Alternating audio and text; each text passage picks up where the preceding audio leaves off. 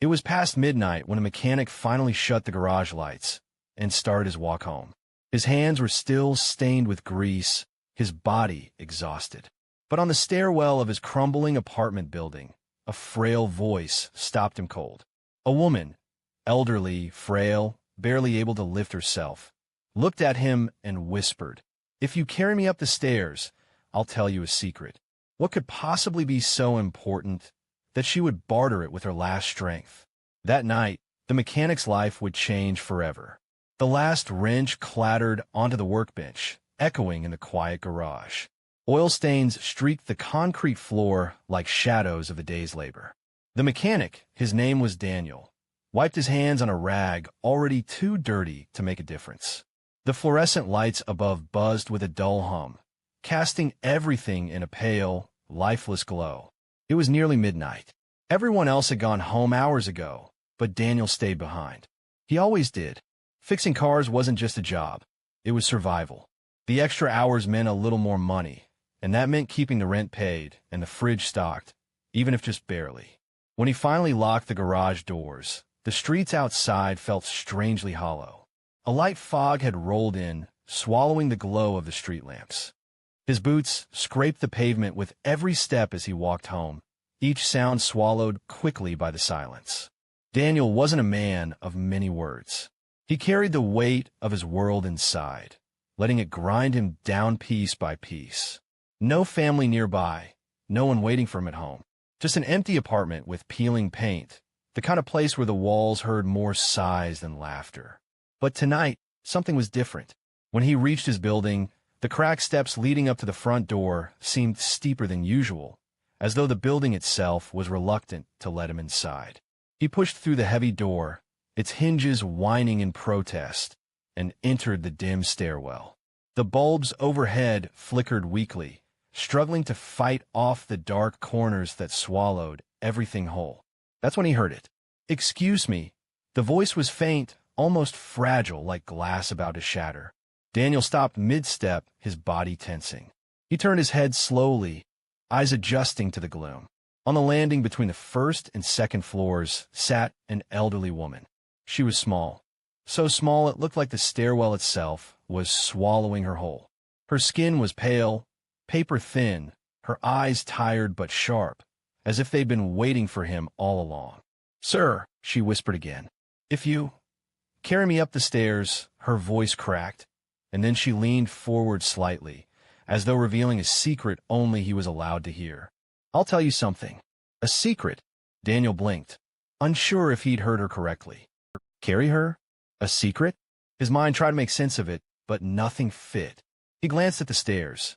5 floors stood between them and the top. He was already exhausted, his arms heavy, his back aching from the day's labor. Every instinct told him to keep walking, to leave her to someone else. But something in her eyes, something unsettling yet magnetic, held him there. The mechanic stood frozen in the dim stairwell, the air thick with silence, the old woman's words echoing inside his head.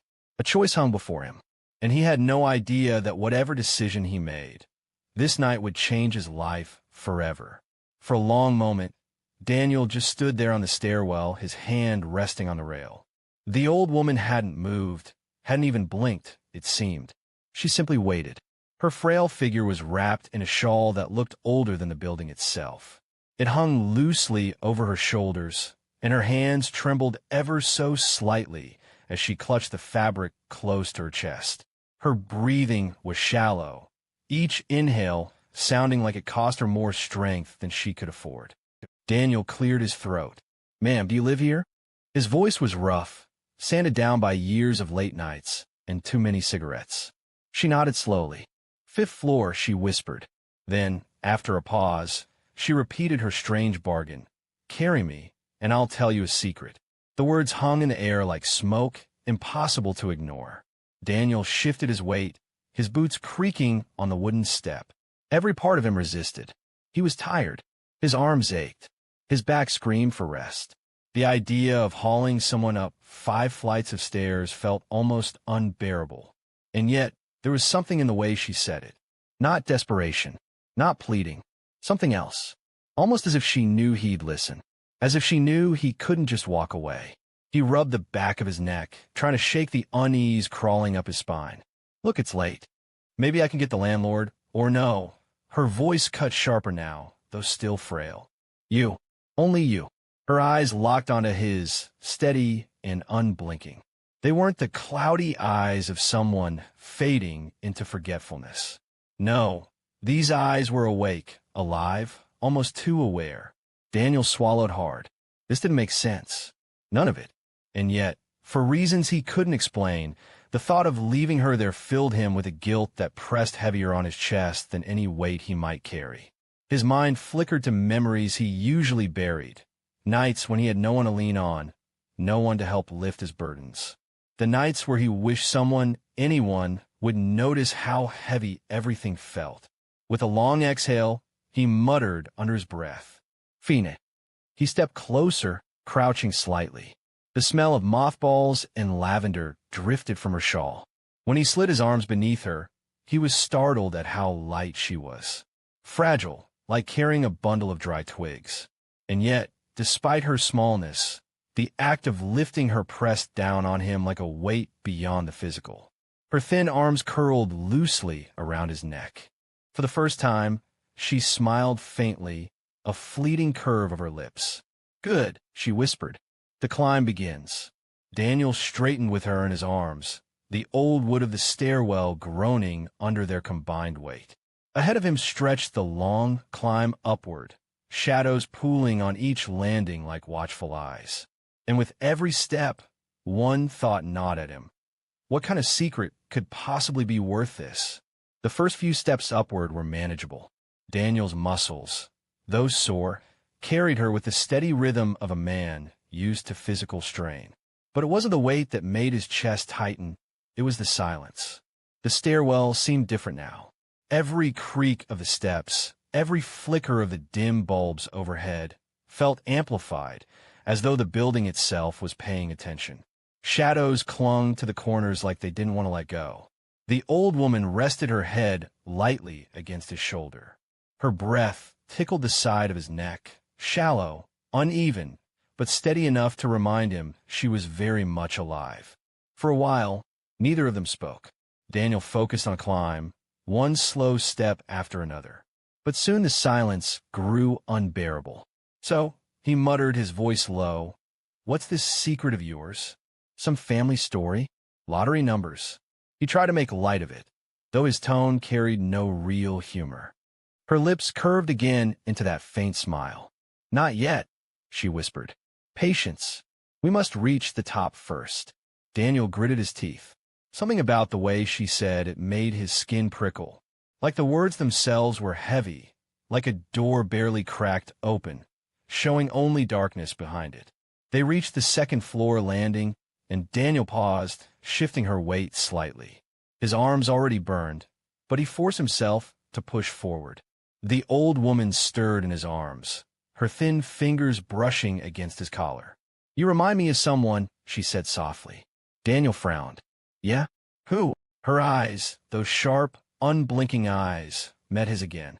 "A man who carried me once before." Daniel's chest tightened. He didn't know why, but the words chilled him. "Lady, I've never seen you in my life." Her smile lingered. "No, not in this life." A cold shiver slid down Daniel's spine. He shook his head, muttering, "Great. Just my luck. I get the cryptic ones." But even as he said it, her words clawed at the edges of his mind, refusing to let go. By the time they reached the third floor, sweat dampened the back of his shirt. His breath came heavier, his arms trembling with strain. Still, he pressed on. Something deeper than duty compelled him. Something he couldn't explain. She hadn't begged him. She hadn't pleaded. She had simply asked, and he had agreed. And now he felt bound to her in a way that unsettled him. As they started toward the fourth floor, the woman spoke again, her voice barely audible, as if drifting from another place entirely. "When we reach the top, Daniel, your life will not be the same." His foot froze mid-step. He hadn't told her his name. Slowly, he turned his head, his heart thudding. "How do you?" But she only closed her eyes, resting her head against him again, as though she had said nothing at all. Daniel swallowed hard. The air in the stairwell suddenly too thick to breathe. He didn't know if he wanted to reach the top anymore. But it was too late. He had already begun the climb. The stairwell groaned with every step, as though protesting the climb. Daniel's arms burned. His breath came heavier, but he kept going. The old woman lay silently in his hold, so weightless it felt impossible she could cause such strain. Yet with each floor, the air grew thicker, denser, as if the building itself pressed down on him. The dim bulbs buzzed overhead. Some flickered weakly, others were completely dead, leaving patches of darkness Daniel had to step through. He found himself tightening his grip around her whenever they passed those shadowy sections, as if something unseen might reach for them. By the fourth floor, Daniel's shirt clung to his back with sweat. He set her down briefly on the landing to catch his breath. Her frail frame seemed almost too still, like she wasn't breathing at all. For a moment, panic shot through him. Had she died in his arms? But then her eyes fluttered open. She gave him that same faint smile. Tired already? She whispered. Daniel rubbed his forehead with the back of his hand. I've been on my feet since sunrise, lady. Forgive me if I'm not in marathon shape. Her smile didn't fade. Instead, she tilted her head slightly, her voice soft but cutting. You carry more than me, Daniel. You've been carrying it for years. The words sank into him like stones into water. His jaw tightened. He didn't like the way she said his name, like she knew it better than he did. He tried to laugh it off. You don't know me. Her eyes glinted in the dim light. Don't I? Daniel froze. There was no explanation for how she could know anything about him. He had never spoken a word to her before tonight. And yet, her tone, calm, deliberate, suggested she wasn't guessing. She knew. Before he could press her, she lifted a trembling hand, pointing upward. Cool me. The climb is not over. Reluctantly, Daniel scooped her back into his arms. Her body felt even lighter now, as if she were fading away. He couldn't shake the thought that maybe, by carrying her, he was carrying something else entirely, something unseen. As they climbed toward the fifth floor, the silence thickened. No hum of neighbors' TVs, no muffled voices behind thin apartment walls. It was as if the whole building held its breath. Halfway up, she leaned toward his ear and whispered, almost conspiratorially, every man carries a weight. Most let crush them. Few climb with it. Daniel's grip tightened on her instinctively. Her words felt less like observation and more like judgment, as though she could see the shadows he never spoke of. By the time they reached the landing, Daniel's pulse thundered in his ears. He set her down again, staring at her with narrowed eyes. What do you want from me? He asked. Her answer was soft. Only to be carried. The rest you will see. Daniel's arms ached with every step, but the ache inside his chest was worse, the gnawing tension of her words. You've been carrying it for years. What did she mean? What did she possibly know? They climbed slowly past the fourth floor, heading toward the fifth. The stairwell seemed narrower now, the walls pressing in, the shadows deepening. Daniel tried to keep his focus on the motion of climbing. Step, lift, step, breathe, but his mind spun with unease. Finally, he broke the silence. You keep talking like you know me. You don't. I'm just a guy who works on cars and pays rent on time. That's it. The old woman stirred slightly in his arms, her shawl brushing against his arm as she adjusted. Her voice was quiet, almost too quiet, but every word cut clean. You had a brother once. Daniel froze mid-step. His heart slammed in his chest. What? Her eyes, still sharp, still knowing, met his. A brother. Younger. You carried him too once, didn't you? When he fell in the yard and scraped his knees. You picked him up just like this. Daniel's breath caught. His throat felt tight. I don't know how you... He stopped himself, words tangling. She tilted her head, as though watching him struggle with something he tried to bury. You don't talk about him. Not to anyone. But you think of him when the nights get too long. Daniel clenched his jaw. Memories flashed unbidden. Muddy shoes, the sound of laughter, a boy's small hand grabbing his. Then, the silence that followed when that hand was gone forever. Stop, Daniel muttered. His voice cracked despite his attempt to sound firm. But the woman didn't stop. she whispered as though weaving threads he could no longer pull away from. He was 8. You were supposed to be watching. You've carried that weight ever since. Daniel's knees nearly buckled. He pressed himself against the wall for balance, the woman still cradled in his arms. His breaths came sharp, ragged. How the hell do you know that? Her smile wasn't cruel, but it wasn't kind either. It was something deeper, inevitable, because it is the truth. And truths have a way of finding their voice when the climb begins. Daniel squeezed his eyes shut. He hadn't spoken his brother's name in years. Hadn't let himself. The grief had calcified in his silence long ago, buried beneath grease, work, exhaustion. And now this frail stranger was pulling it back into the light as though it had been waiting for her. "You don't know me," Daniel whispered hoarsely. "You can't know me." But the woman simply leaned closer, her voice like whined through a cracked door. "Not knowing is not the same as not remembering. Keep climbing, Daniel. There's more to carry yet." Daniel's pulse hammered in his ears. He wanted to drop her, to walk away, to end whatever this was. But his legs moved anyway, step by step, carrying her higher. And all the while, the shadows seemed to listen. By the time Daniel reached the 4th-floor landing, his legs felt like lead. Sweat rolled down his back, soaking the collar of his shirt. His arms trembled beneath her fragile weight. He had carried engines heavier than this, transmissions that nearly broke his spine, but nothing felt as crushing as this climb. The old woman rested her head against his shoulder, silent for a long stretch. But silence had turned dangerous now. Daniel almost preferred her strange whispers to the suffocating stillness. At least when she spoke, he could anchor himself to the sound.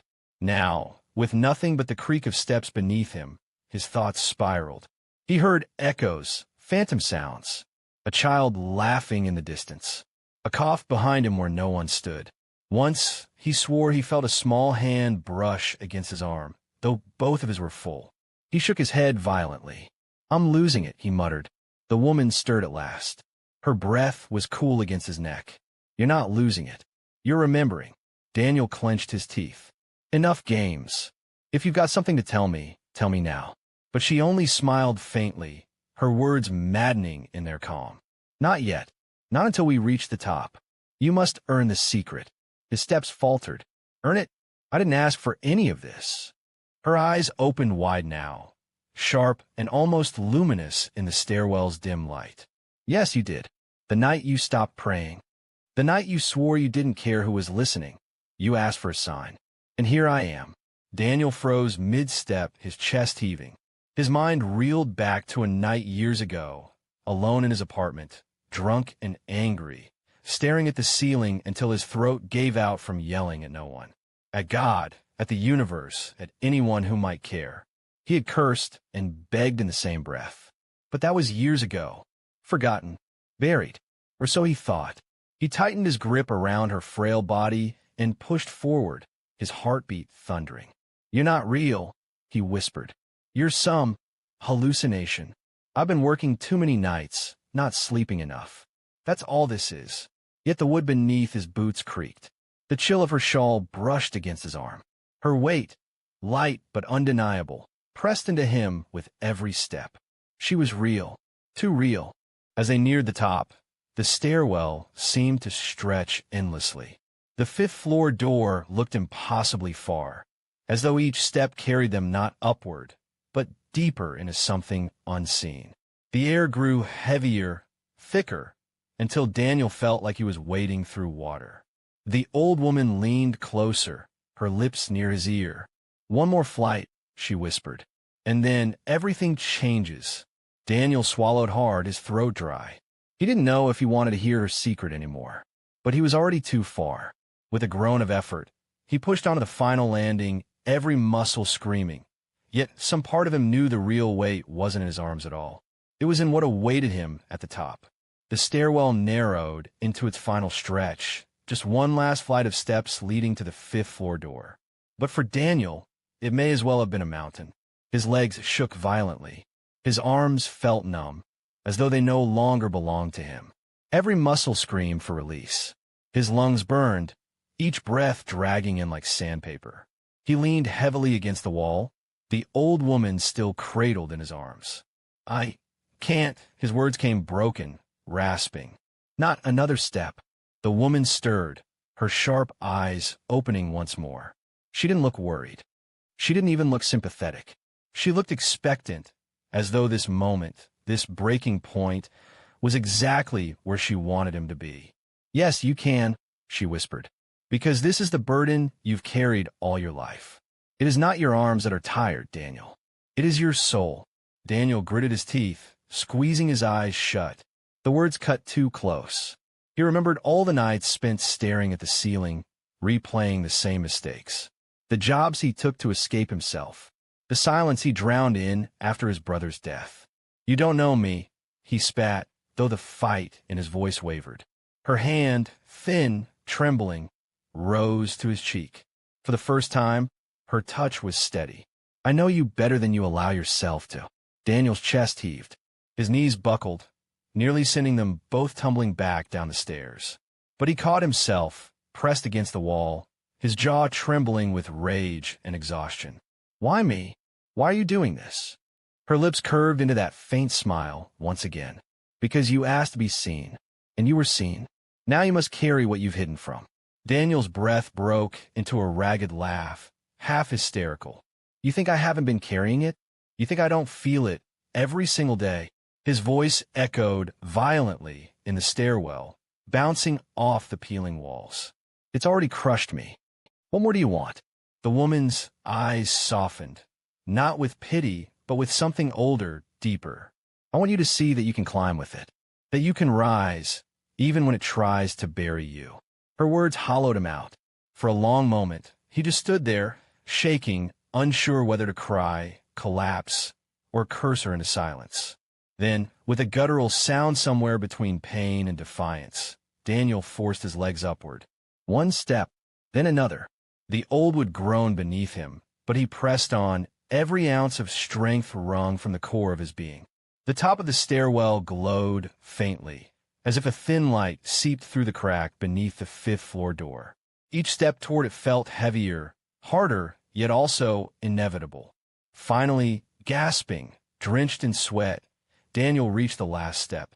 His knees nearly buckled, but he held her tight.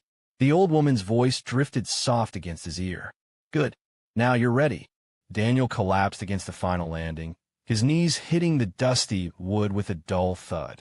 He kept the woman in his arms, refusing to let her slip, though every part of his body begged him to release her. His chest heaved with ragged breaths, sweat dripping from his chin. The fifth-floor door loomed just ahead, its chipped paint catching the dim glow of the flickering bulb above. The climb was over. Yet somehow, Daniel sensed this was only the beginning. The old woman opened her eyes fully now. They gleamed, not clouded with age, not weakened by time, but startlingly clear. In that moment, Daniel felt as though he was staring into something ancient, something that had been watching him long before tonight. You carried me, she whispered. Her voice, though faint, was steadier than before. And because of that, I can carry you. Daniel frowned, confused and exhausted. What are you talking about? Her thin fingers reached up, brushing against his chest, right over his heart. You've lived your whole life with a shadow pressing here. Guilt. Silence. That night, the one you never forgive yourself for, has chained you. Daniel shut his eyes, shaking his head. Don't, but she didn't stop. Your brother's death was not your fault. The words detonated inside him. His breath caught. For years, he had replayed that day. His brother running ahead, the accident, the silence afterward. He had been the older one, the responsible one. He had sworn it was his failure, his burden to bear. But now, hearing the words spoken aloud, the chain inside him pulled tight, and then, for the first time, loosened. Daniel's eyes flew open. How do you? His voice cracked. How do you know that? Her gaze didn't waver. Because I was there. His heart stopped. He searched her face, desperate for understanding. No, that's impossible. The woman's smile was faint, but not mysterious anymore. It was warm. I was there, Daniel. Not as you see me now, but I was there. I saw you carry him. I saw you cry when no one was looking. and I've been waiting for the day you would be strong enough to climb again." Tears stung Daniel's eyes, burning hot. He shook his head violently, trying to ground himself in the feel of the rough wall, the sweat on his skin, the weight in his arms. But the truth pressed heavier than any burden she knew. She had always known. Her hand remained on his chest. "Your brother did not blame you. He never did. You've carried a ghost that wasn't yours to bear." Daniel's breath broke, a sob ripping free before he could hold it back. His whole body shook as the years of silence, guilt, and anger cracked open inside him. For the first time since that night, he let himself cry, not hidden in darkness, not drowned in work, but openly, raw, as if his body could no longer contain it. The old woman leaned close, her whisper steady. "The secret is simple, Daniel. You were never meant to carry it alone.